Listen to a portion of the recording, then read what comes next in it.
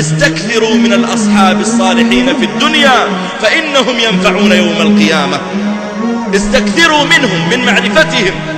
قيل له كيف ينفعون؟ فقال الحسن البصري بينما أهل الجنة في الجنة إذ تذاكروا أصحابهم في الدنيا وأحوالهم في الدنيا فيقول قائلهم ما فعل صديقي فلان؟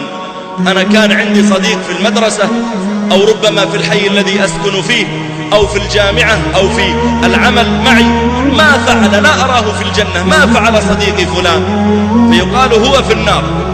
فيقول هذا المؤمن يا ربي لا تكتمل لذتي بالجنة إلا إذا كان معي صديقي فلان. عندها يأمر الله تعالى فيخرج صديقه من النار إلى الجنة، لا لأجل عمل صالح من قيام ليل أو صيام نهار أو قراءة قرآن أو صدقة، وإنما شفع له صديقه إكراما لصديقه الذي في الجنة أخرج هذا إليه. فيقول أهل النار عجبا من شفع له؟ أبوه شهيد؟ فيقال لا. أخوه شهيد؟ فيقال لا.